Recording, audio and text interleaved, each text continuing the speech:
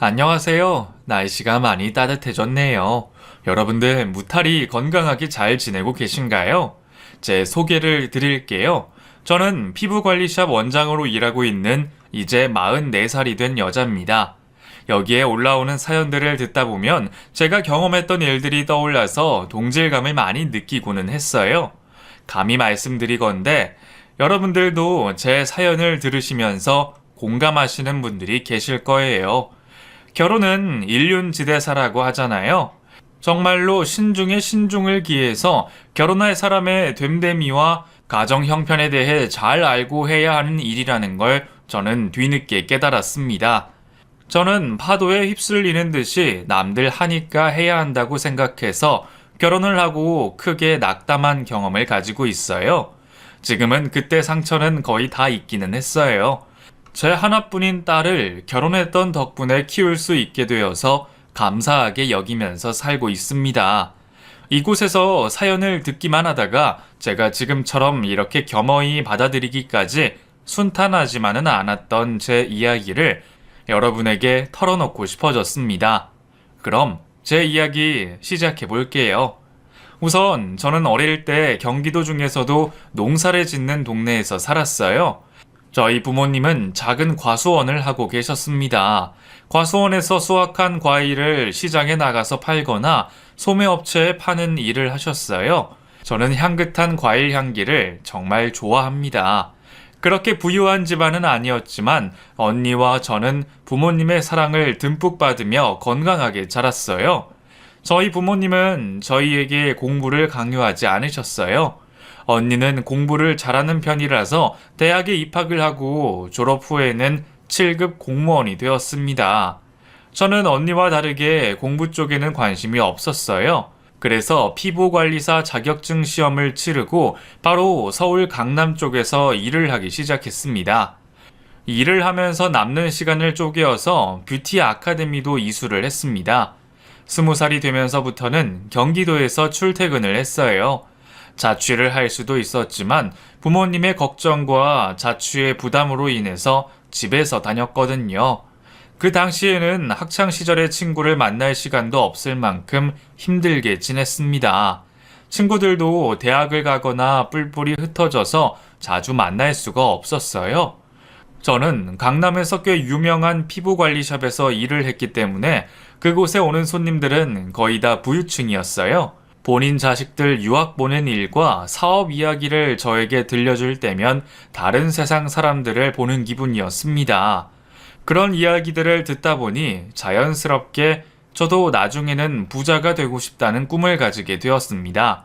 제가 일하는 곳의 특성상 남자를 만날 일이 잘 없었어요.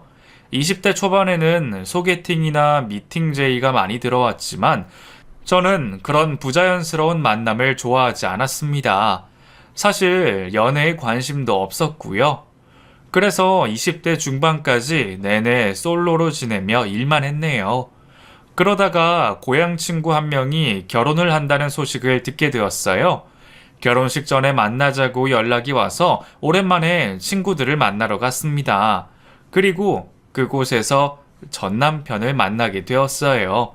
동창 대여섯 명이 모인 자리에 친구가 결혼할 남자의 대학교 친구가 같이 온 것이었습니다. 처음 보는 사람들이 많은 자리에 나온 게 이해가 가지는 않았는데 성격이 참 서글서글하니 말도 잘하고 웃긴 사람이더라고요. 여러분, 제가 제 불알 친구가 결혼을 한다고 해서 친구 동창들 만난다고 하는데 마침 이 근처에서 일을 하거든요. 그래서 염치불구하고 왔습니다. 괜찮죠? 친구들은 그 말에 하하호호 웃으며 당연히 괜찮다는 말을 했습니다. 저는 오랜만에 만난 친구들과 일상을 공유하며 대화를 나눴어요. 다들 대학도 졸업하고 직장을 구해서 일을 하고 있더라고요. 야간 자율 학습 땡땡이 치다가 걸려서 선생님한테 혼이 났던 게 엊그제 같은데 언제 이렇게 다들 사회인이 되고 결혼까지 하나 싶어서 저는 참 기분이 이상해졌습니다. 그렇게 대화를 나누고 있는데 초대하지 않은 손님이었던 친구의 친구가 저에게 말을 걸었어요. 안녕하세요. 저는 김성진이라고 해요. 완전 제 이상형이에요. 네? 갑자기요? 여기 들어온 순간부터 그쪽 분 주위에서 후광이 비치더라고요. 이름이 뭐예요? 그 사람이 그렇게 말하자 당황한 제 곁에 있던 친구들이 한마디씩 거들었습니다. 얘 이름은 이아름이에요. 아름이가 지금까지 모태솔로거든요. 아름이랑 잘해봐요. 친구의 말에 제가 부끄러워져서 그러지 말라고 했습니다. 그런데 그 말을 들은 전 남편은 저에게 더 적극적으로 다가오더라고요. 제 전화번호를 물어봐서 어쩔 수 없이 가르쳐 주게 되었네요. 알고 보니 제가 다니던 피부관리샵과 20분 거리의 회사에 다니고 있더라고요. 그래서 점심시간에 잠깐 만나서 같이 점심도 먹고 퇴근하고 시간이 남으면 만나서 데이트를 하게 되었습니다. 이성과의 연애가 처음이라서 모든 게 낯설고 신기했어요. 저를 저보다 더 좋아해주는 사람이 있을 수 있다는 게 놀라웠습니다. 전 남편은 저보다 연애 경험이 당연히 많았겠죠. 아주 밀고 당기고 저를 안달나게 하더라고요. 당시 전 남편은 중견기업에서 영업사원으로 일을 하고 있었습니다. 그래서 가끔씩 연락이 되지 않을 때가 있었어요. 흔히 잠수를 탄다고 하잖아요. 그럴 때마다 저는 애간장이 타들어가는 기분이었습니다. 그렇게 일주일 정도 연락이 되지 않다가 연락이 오면 그간 있었던 일에 대해 저에게 다 털어놨어요. 아름아, 그동안 연락 못해서 미안해. 왜 또 잠수를 타? 나 답답해서 죽는 꼴 보고 싶어? 이번에 내가 영업하던 거래처랑 문제가 생겨서 나도 너무 힘들었어.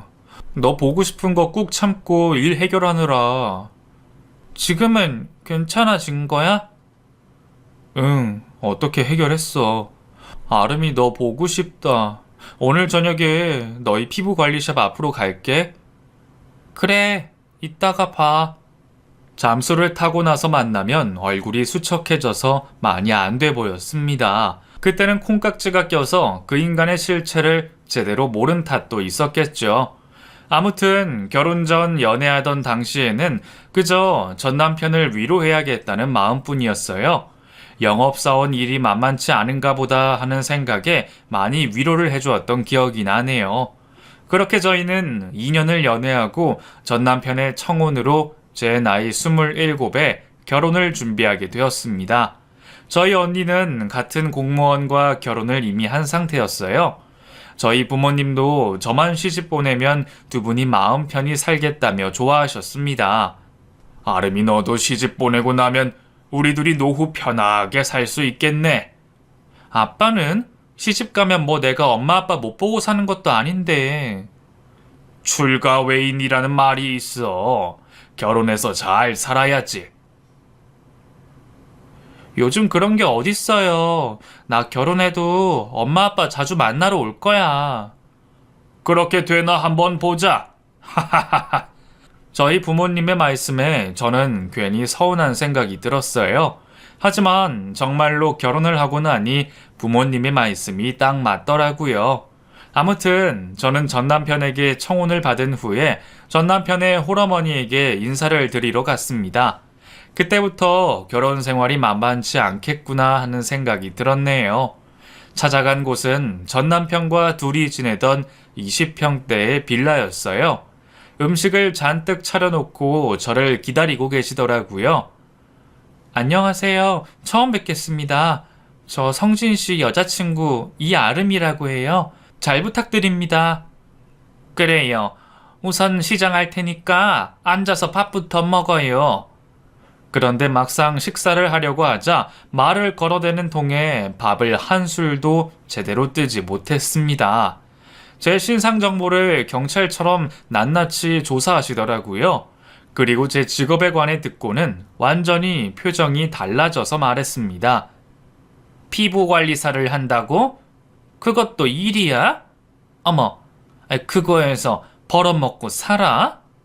저는 제 직업에 대해 자부심을 가지고 있었고 그런 반응을 보이는 사람을 처음 만났습니다. 그것도 제 시어머니가 될 사람으로부터 비하를 당해서 말문이 콱 막히고 어리둥절하더라고요. 제가 당시 전 남편보다 월급도 많았거든요. 제가 당황해서 아무 말도 못하자 예비 시어머니는 저에게 더 다그쳤습니다. 어쩌다가 그런 일을 했어? 언니는 공무원이라며 조신하게 그런 일이나 하지. 그건 뭐 옛날로 치면 백정이나 다름없는 거 아니야? 백정이요? 제가 황당해서 그렇게 되묻자 예비 시모의 얼굴이 빨갛게 달아오르더니 오히려 화를 냈습니다. 그래, 백정. 남의 얼굴이나 만지면서 돈 버는 게 뭐 그런 거랑 다름없지. 나는 조신하고 자기 일 뚜렷하게 가진 여자랑 결혼하면 했는데, 성진아, 엄마는 이 결혼 반대다. 말없이 밥만 꾸역꾸역 처먹던 전 남편이 그제서야 상황 파악이 됐는지 저를 한번 보고 본인 어머니를 한번 보더니 저 대신 말했습니다. 엄마, 피부관리사도 전문직이에요. 아무나 그런 기술 가지고 있는 거 아니라고요. 그리고 저는 아름이 아니면 결혼할 생각이 없어요. 뭐? 내가 이런 애랑 결혼하라고 너를 그렇게 혼자서 뼈 빠지게 키운 줄 알아? 너는 그래도 명함 있는 직장인인데. 몰라. 난 더 나은 여자랑 결혼했으면 한다. 이만 가봐라. 제 면전 앞에서 그렇게 말하는 예비시모를 보고 저도 기분이 팍 상했습니다. 그날 기분이 상한 채로 집으로 돌아와서 내가 이런 대접을 받으면서 결혼을 꼭 해야 하나 하는 회의감이 들었어요. 하지만 당시에 전 남편이 그런 제 마음을 잡아줬습니다. 아름아, 우리 엄마가 좀 고지식한 분이라서 그래. 그렇다고 너 나 버릴 거 아니지? 내가 우선 잘 말씀드리기는 했어. 너 혹시 우리 엄마 피부 관리 한번 해줄 수 있어? 엄마도 너 일하는 거 보시면 마음이 바뀌실지 모르잖아. 그 말에 저는 진심이 담겨 있다고 느꼈어요. 이제 와서 다른 남자와 결혼할 생각도 아니었기 때문에 저는 제가 다니는 피부관리샵에 시어머니 이름으로 예약을 해뒀습니다. 제 돈으로 10회를 끊어줬어요. 저희 친정어머니한테도 해드리지 못한 걸 해드린다는 생각에 친정엄마한테 미안한 생각도 들었어요. 물론 집에서는 해드렸지만 샵에서 정식으로 해드린 적은 없거든요. 아무튼 그렇게 저는 매주 2번씩 시어머니를 피부관리샵에 모셔서 관리를 해드리며 이런저런 이야기를 많이 나눴습니다. 처음에는 시큰둥하더니 날이 갈수록 본인 피부도 좋아지고 관리받는 맛을 알았는지 좋아하더라고요. 결국에 시어머니의 허락을 받고 상견례를 진행하게 되었습니다. 저희 부모님도 전 남편을 그렇게 썩 마음에 들어 하지는 않으셨어요. 하지만 워낙에 말주변이 좋았던 인간이라서 저희 부모님의 마음을 사로잡았습니다. 장모님, 장인어른, 두 분이 예쁘게 키워주신 딸 보내셔서 섭섭하시죠? 제가 앞으로 더 예쁘고 행복하게 같이 살도록 할 테니까 걱정하지 마십시오. 말은 어찌나 청산유수로 잘하는지 상견례 자리에서 전 남편의 말에 저희 부모님이 웃어버렸습니다. 신혼집은 제가 20살이 되자마자 붓고 있던 청약 통장이 당첨된 상태였기 때문에 거기서 시작하기로 했어요. 남편은 혼수를 준비해 왔습니다. 혼수도 정말 소소한 것만 해왔어요. 큰 건 제가 다 했습니다.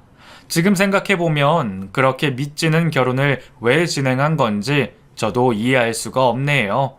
게다가 저는 결혼 후에 시어머니에게 매달 용돈을 드려야 했습니다.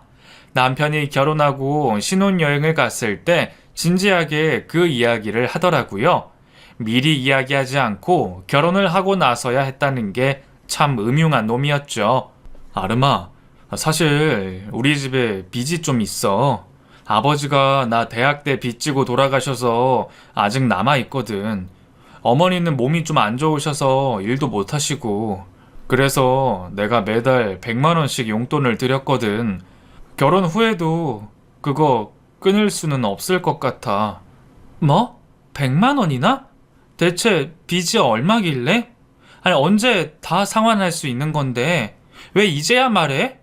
하나씩 물어봐.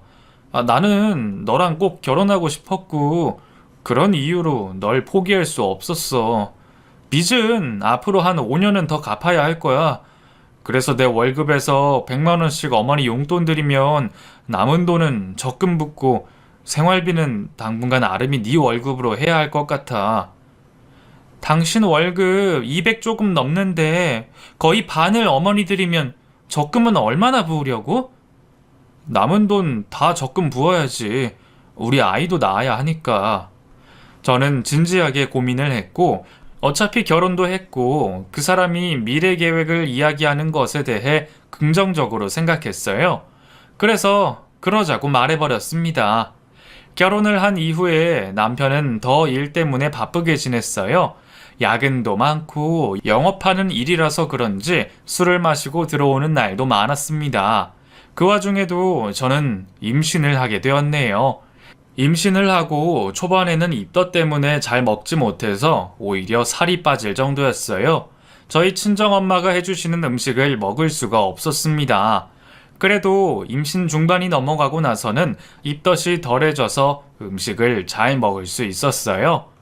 저는 임신 9개월 차가 되었을 때 제가 다니던 피부관리샵에서 임신 휴가를 썼습니다. 저를 찾는 고객분들이 많아서 저는 아이를 낳고 나면 바로 일선에 복귀할 예정이었어요. 그렇게 집에서 지내고 있는데 남편이 어느 날부터 아침에 출근을 할 생각을 하지 않더라고요. 당신 오늘 출근 안 해? 얼른 일어나서 준비해. 밥 차려 놓을게. 그게 아름아. 왜? 나 사실 회사에서 잘렸어. 뭐? 회사에서 잘려? 언제? 2달 됐어. 금방 다른 회사로 이직할 수 있을 줄 알았는데 어렵네. 왜? 잘 다니던 회사를 왜 잘려? 그게 내가 꼼수를 부리는 바람에. 들어보니 남편은 본인이 다니던 회사에서 영업을 하면서 더 돈을 남겨서 회사 모르게 꿀꺽한 모양이더라고요. 그걸 알아챈 회사가 경찰에 신고를 한 해 만에 했는데 그래도 다행인지 신고를 하면 회사에도 타격이 있을 거라고 생각해서 남편만 잘라버렸다고 했습니다. 아마도 그 회사에서 그런 짓을 하고 다닌 게 다른 회사들에게도 소문이 났겠죠. 그러니 일을 구하기 쉽지 않았던 겁니다. 참 한심하고 어이가 없었어요. 아니 대체 왜 그런 짓을 했어? 그렇게 남긴 돈은 어떻게 했는데? 제 다그침에 남편이 눈물을 떨구며 말했습니다. 어머니가 너무 힘들어하셔서 어머니 다 드렸어. 내가 뒤로 딴짓하려고 돈 공쳐둔 건 하나도 없어. 믿어줘. 정말 이해할 수가 없네. 그래서 말인데 아름아, 어머니한테 매달 드리는 용돈 있잖아. 나 일 구하기 전까지 네가 드리면 안 될까? 나도 지금 회사 쉬고 있는데 그 돈을 어떻게 드려? 너 모아둔 돈 있잖아. 조금만 부탁할게. 엄마 용돈 못 드리면 빚 독촉 시달리셔야 되고 엄마는 나 회사에서 잘린 것도 모르셔. 그렇게 아들 자랑하고 다니시는데 충격받으실까봐 나 말 못해. 아이를 낳으면 돈 들 곳도 많았는데 남편 집안의 빚을 갚기 위해 제 돈을 줘야 한다는 현실이 너무 갑갑하게 느껴졌습니다. 하지만 다시 한번 남편을 믿고 싶었어요. 당신 열심히 회사 취업할 생각해. 딴짓하지 말고. 그럼 내가 우선 어머니 용돈 드릴게. 아이 낳으면 당분간 어머니한테 맡길 생각이었으니까 우선은 그렇게 하자. 고마워 아름아. 내가 열심히 이력서 내고 해서 취업 성공할게. 남편은 본인 어머니가 남편이 회사에 잘린 걸 알리고 싶지 않다며 저에게 돈을 받아가서 그 돈을 시어머니에게 보냈어요. 시어머니는 제가 임신한 기간 동안 아무런 임신했다고 축하해주거나 걱정도 해주지 않았습니다. 그저 남편과만 연락을 주고받는 모양이었어요. 가끔 저에게 연락이 오면 남편 밥을 잘 차려주라는 잔소리만 했습니다. 그렇게 저는 출산 예정일을 일주일 앞두고 진통이 와서 병원에 혼자 가게 되었어요. 남편에게 연락을 했는데 전화를 받지 않았습니다. 저는 결국 친정 부모님에게 연락을 드렸어요. 엄마, 나 지금 배가 너무 아파. 병원 가야 될 것 같은데 성진이 연락이 안 돼. 뭐? 김서방 왜 연락이 안 돼? 엄마 얼른 갈게. 걱정 말고 그 병원 혼자 갈 수 있지? 응, 엄마. 빨리 와. 나 혼자 무서워. 아무리 그래도 시어머니에게 손주가 태어난다는 소식을 알려야 할 것 같아서 저는 택시를 타고 가는 길에 시어머니에게 전화를 걸었습니다. 어머니, 저 지금 진통이 와서 병원 가는 중이에요. 성진 씨는 연락이 안 되네요. 그래? 얘가 일하느라 바빠서 연락 못 받겠지. 딸 낳으면서 뭔 그렇게 유난이야. 나한테 전화까지 하고. 아무튼 애 잘 낳아라. 끊는다. 그렇게 매정하게 말하고 전화를 끊더라고요. 손주고 뭐고 다 필요 없고 자기 아들이 최고인 사람이었어요. 병원에 혼자 도착해서 입원 수속을 마치고 병실에 누워 있었습니다. 주변의 산모들은 남편과 가족들이 함께 있었는데 저 혼자서만 누워 있으니까 기분이 너무 안 좋았어요. 그러고 있는데 저희 친정 어머니께서 도착하셨습니다. 엄마를 보자마자 눈물이 나더라고요. 아름아, 많이 아파? 조금만 고생하면 될 거야. 왜 울고 그래? 몰라. 나 너무 서러워, 엄마. 엄마가 왔잖아. 응? 아휴, 김서방한테 내가 전화해봐야겠다. 하지만 남편은 전화를 끝까지 받지 않았습니다. 저는 진통도 심하고 아이가 나올 생각을 하지 않아서 결국 제왕절개 수술을 받게 되었어요. 아이가 4kg로 크게 태어났습니다. 아이를 받아보니 너무 감격스러워서 또 주책맞게 눈물이 흘렀습니다. 저희 친정엄마는 화가 나서 어쩔 줄 몰라 하고 계셨어요. 도대체 김서방은 뭐가 그렇게 바쁘다고 지 와이프가 애 낳는데 연락 한 통이 없어. 전화기는 뭐 폼으로 들고 다니니? 영업하는 애라 전화기 볼 일도 많을 텐데 대체 무슨 일이래? 몰라. 요즘 뭐 하고 다니는지. 저는 남편 이야기에 한숨만 나왔어요. 아이를 낳고 4일간 병원에 입원을 한 후에 저는 계획에 없던 조리원에 들어가게 되었습니다. 어머니도 한창 과일 수확철이라 바쁘셨고 혼자서 집에서 몸조리를 하기에는 무리가 있었어요. 다행히 산후조리원에서 자리가 남아서 예약을 하지 않았는데도 들어갈 수 있었네요. 산후조리원에 들어가고 난 후에야 남편은 저에게 연락을 했습니다. 저는 조리원에 있다고 말했고 남편이 바로 조리원으로 시어머니와 함께 왔어요. 아름아, 고생 많았어. 당신 도대체 일주일이나 뭐하고 다닌 거야? 왜 연락이 안 됐어? 제가 그렇게 말하자 시어머니가 타박을 했습니다. 남편이 바쁘게 일하고 왔으면 수고했다고 할 일이지. 뭔 연락이 안 됐다고 야단이야? 어머니, 저는 저도 모르게 남편이 백수로 있다는 사실을 말할 뻔했어요. 남편이 눈치를 채고 제 말을 가로막고 시어머니에게 말했습니다. 제가 지방 출장을 좀 다녀와서 미안해 아름아. 나중에 얘기하자. 어머니, 우리 딸 너무 예쁘죠?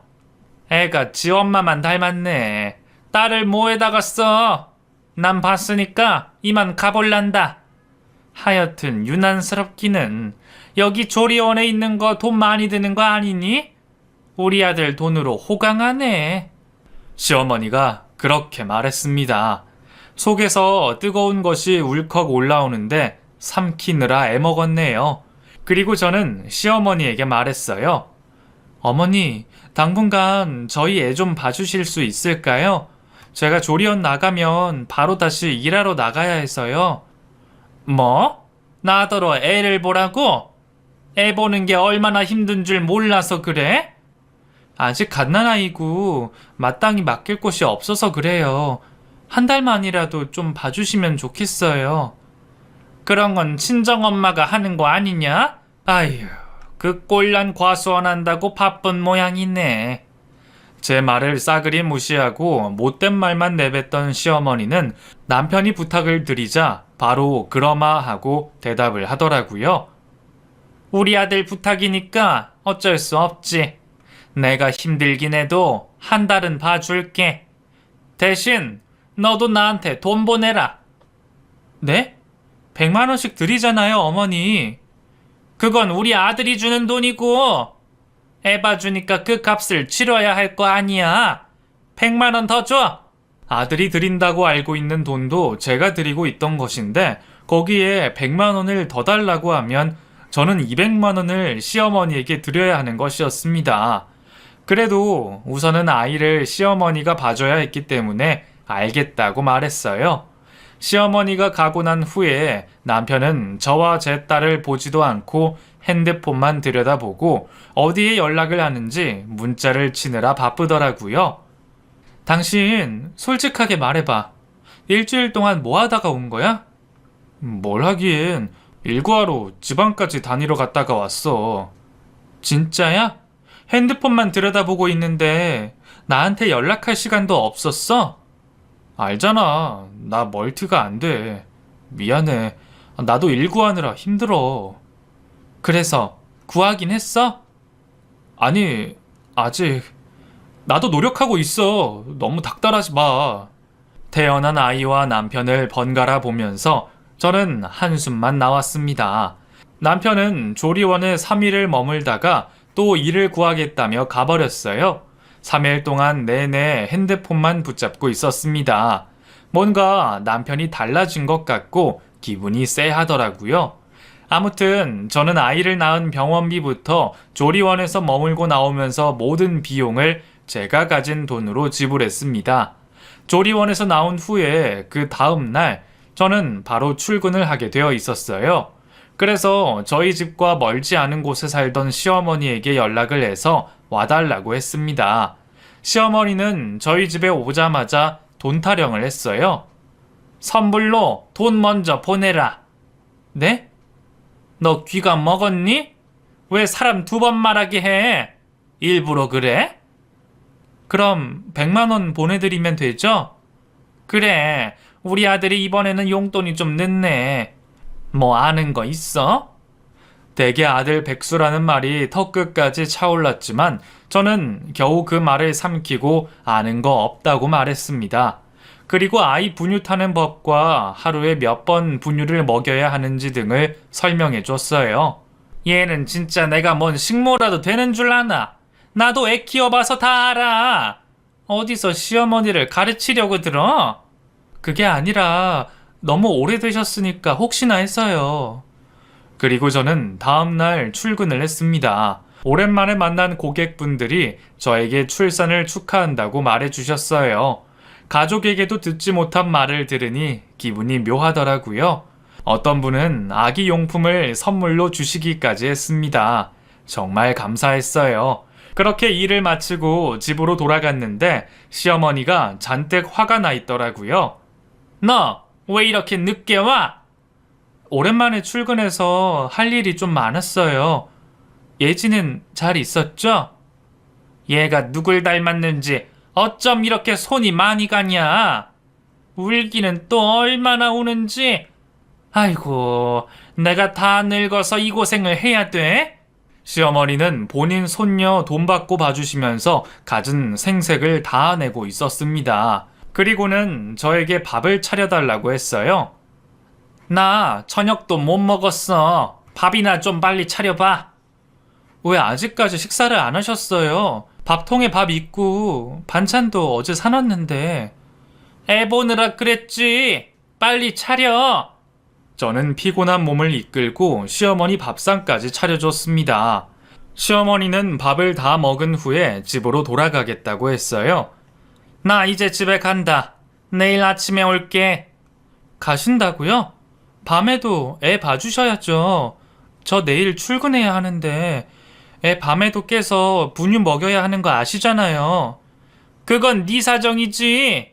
나도 내 집이 있는데 내가 새벽까지 애를 봐야 해? 말도 안 되는 소리 하고 있어. 그나저나 우리 성준이는 일이 많이 바쁜가? 아직도 퇴근을 안 하네. 우리 아들 돈으로 애 낳고 잘 살고 있으면 감사한 줄 알아. 손녀 봐주는 나 같은 시애미가 요즘 어디 있냐? 나 간다. 시어머니는 그렇게 말하고 쌩알이 나가버렸습니다. 저는 씻지도 못하고 아이를 돌봐야 했어요. 그리고 남편은 새벽이 다 되어서야 술 냄새를 풍기며 집으로 돌아왔습니다. 아름아, 너 왜 안 자고 있어?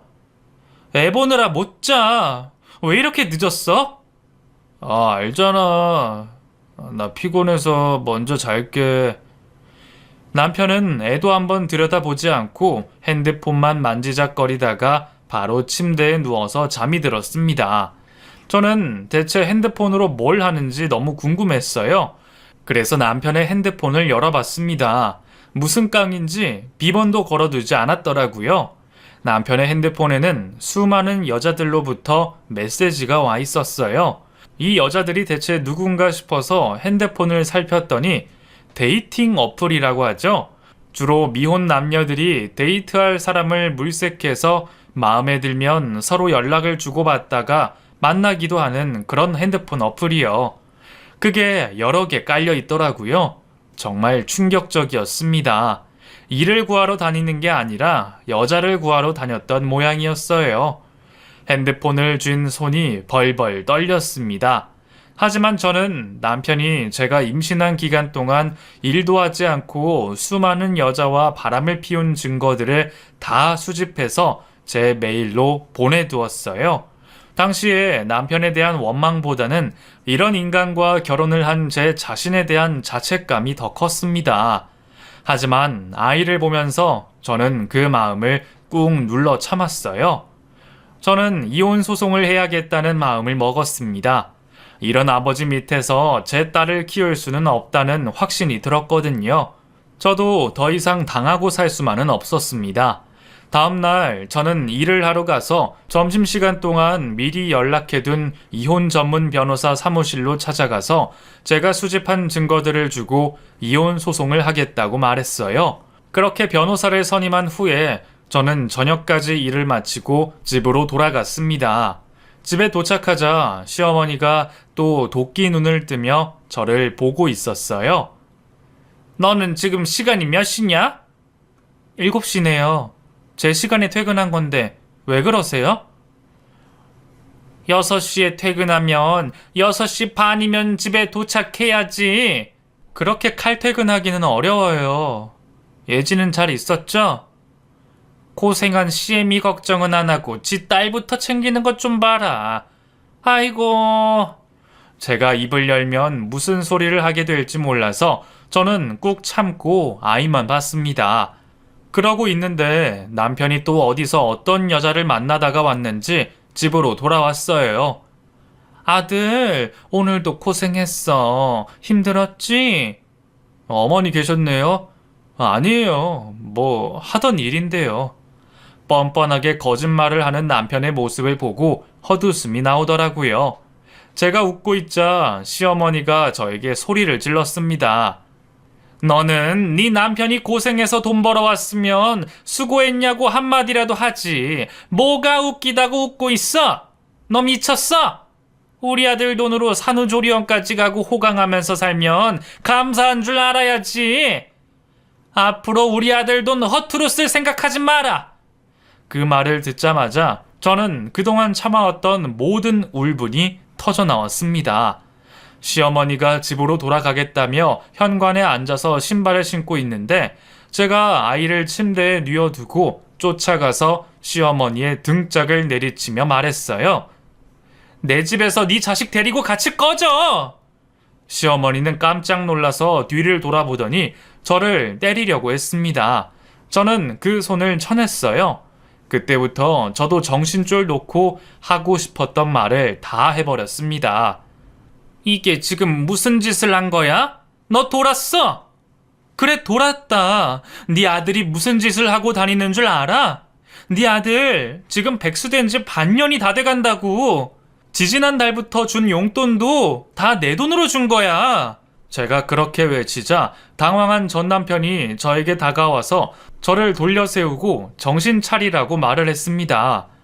야, 아름아, 너 미쳤어? 어머니한테 지금 무슨 말을 하는 거야? 얼른 죄송하다고 사과해. 그래, 나 미쳤다. 너 백수되고 하고 다닌 짓 내가 다 알아. 너 이 여자 저 여자 다 만나고 다녔잖아. 내가 증거 다 수집해놨거든. 발뺌할 생각도 하지 마. 제 말에 남편의 얼굴이 사색이 되었습니다. 시어머니는 이게 무슨 말이냐며 당황한 눈치였어요. 아름아, 그게 아니라 내가 정말 너 임신하고 나서 자존감도 떨어지고. 닥쳐! 너 그 감언 이설로 지금까지 나 속여온 거 생각하면 내가 아주 치가 떨려. 이 집 내 거고 너랑 이혼할 거니까 네 어머니랑 당장 내 집에서 꺼져! 제가 그렇게 말하고 나자 상황 파악이 됐는지 시어머니가 갑자기 제 팔을 붙들고 태도가 돌변해서 말했습니다. 며느라, 내가 대충 무슨 일인지 알겠다. 그래도 애 아빠를 그렇게 내치면 안 돼. 아빠 없는 애로 키울 거야? 내가 우리 아들 정신 똑바로 차리게 할게. 말도 안 되는 소리 집어치워요. 두 사람 다 꼴도 보기 싫으니까 얼른 내 집에서 나가. 며느라, 내가 이렇게 빌게. 미안하다. 우리 손녀 내가 봐줘야 하잖아. 너 나 없으면 애 어떻게 키우려고 그래? 당신 도움 따위 필요 없다고. 나가라고. 저는 어디서 그런 힘이 나왔는지 모르게 두 사람을 현관 밖으로 밀어냈습니다. 두 사람을 내쫓고 나서 저는 거실 한가운데 주저앉아서 엉엉 소리내어 울고 있었어요. 그러고 있는데 저희 친정엄마에게서 전화가 와서 모든 사정을 다 이야기했습니다. 엄마는 바로 저희 집으로 와주셨어요. 아름아, 내가 그런 인간들한테 시집 보내는 게 아니었는데. 엄마, 근데 과수원 일 바쁘지 않아? 여기 와도 되는 거예요? 괜찮아. 사실 우리 과수원 땅이 개발된다고 해서 20억에 팔라고 하는 사람이 나타났어. 정말요? 응. 그래서 너희 아빠랑 고민하다가 팔기로 했어. 그거 팔고 엄마랑 아빠는 공기 좋은 곳 가서 편하게 살 거다. 너한테도 좀 나눠주고. 그러니까 걱정하지 말고 너 하는 일 잘하고 이혼 소송도 야무지게 해결해. 알았지? 고마워요, 엄마. 저희 친정에 좋은 소식이 있어서 저는 그나마 위안을 얻었습니다. 그리고 그 다음 날부터 저희 집에 친정 엄마가 머무시면서 제 딸을 키워주셨어요. 이혼 소송을 하면서 전 남편과 시어머니는 몇 번이나 저희 집에 찾아와서 무릎까지 꿇어가며 소송을 취하해달라고 말했지만 저는 절대 그럴 생각이 없었습니다. 남편이 경제적으로도 가정에 소홀했고 바람 피운 증거까지 확실했기 때문에 소송은 예상보다 짧은 기간 안에 끝이 났어요. 남편이 저에게 위자료를 주어야 했고 양육권도 제가 가져올 수 있었습니다. 전 남편은 아이가 20살이 될 때까지 양육비를 지급하라는 판결도 받았어요. 저희 부모님은 과수원을 팔고 양평 쪽에 집을 사셨어요. 그리고 저에게 5억을 주셨습니다. 이렇게 많이 안 주셔도 돼요. 두 분 노후 생활 하셔야죠. 우리 돈 많아. 너 혼자 애 키우려면 고생할 텐데. 너 피부관리샵 차리는 게 꿈이었잖니. 이 돈으로 네 꿈 이루고 애 잘 키우면서 살아. 저는 제 딸이 3살이 되기까지 저희 어머니의 도움을 많이 받았습니다. 그래서 제 이름으로 된 피부관리를 포함한 뷰티샵을 차릴 수 있었어요. 저에게 관리를 받던 고객분들은 제가 피부관리샵을 차렸다는 사실을 알고 저희 샵의 단골 고객님이 되어주셨습니다. 단골 고객분들이 본인 지인분들도 모시고 오셔서 덕분에 쉽게 자리를 잡을 수 있었어요. 지금은 처음 차렸던 곳보다 더 큰 곳으로 이전해서 직원도 많이 두며 편하게 일을 하고 있습니다. 제 딸은 이제 중학생이 되었어요. 공부에 욕심도 많고 승부욕이 강한 아이라서 열심히 뒷바라지 해주고 있습니다. 중학생이 되자마자 전교 회장에도 출마해서 회장까지 되어서 저도 덩달아 바빠졌네요. 전 남편은 아이가 초등학생이 될 때까지 단 한 번도 양육비를 보내주지 않았어요. 그리고 어디서 여자를 꼬셔서 재혼을 했다고 하더라고요.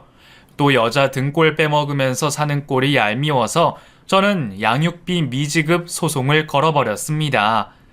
소송을 걸자 전 남편이 저에게 소송을 취하해달라고 또 야단이 났었어요. 소송 취하해줘. 우리 와이프 알면 나 죽어. 참나, 죽든가 그럼. 너 딸이 궁금하지도 않냐? 하긴 씨만 줬지. 네가 뭐 아빠 노릇을 제대로 한 적이 있어야 말이지. 그래도 법적으로 네가 해야 할 일은 하길 바란다. 양육비 앞으로 따박따박 지급해. 소송은 취하 안 할 거야. 안 그러면 너 애 20살 될 때까지 돈 안 줄 거잖아. 아름아, 나 식당에서 아르바이트 하면서 근근히 살아. 어머니 빚도 아직 다 못 갚았고. 좀만 이해해줘라. 이해? 그만큼 이해해줬으면 됐지. 구질구질한 소리는 네 엄마랑 해. 아무튼 양육비 보내려면 더 열심히 해야겠네. 수고해라. 그렇게 연락을 끊고 소송을 계속 진행해서 저는 결국 미지급받은 양육비도 받을 수 있었고 현재까지 매달 따박따박 양육비를 받고 있습니다. 그딴 돈 안 받아도 그만이지만 저는 끝까지 받아낼 생각입니다. 첫 연애와 결혼을 그런 쓰레기 같은 놈과 해버리는 바람에 다시는 남자를 만날 생각을 하지 않고 살고 있어요. 제가 다행히 경제적인 능력도 되기 때문에 제 딸아이는 하고 싶은 일 마음껏 펼치면서 살 수 있게 해주고 싶습니다. 딸이 부디 본인이 정말로 원하는 일을 찾기를 바랄 뿐이에요. 딸이 초등학교 때는 왜 자기만 아버지가 없냐고 물었던 적도 있습니다. 그때 마음이 아팠지만 저는 딸이 이해할 수 있게끔 솔직하게 이야기를 해줬어요. 그 이후로는 아버지에 관한 이야기를 단 한 번도 하지 않습니다.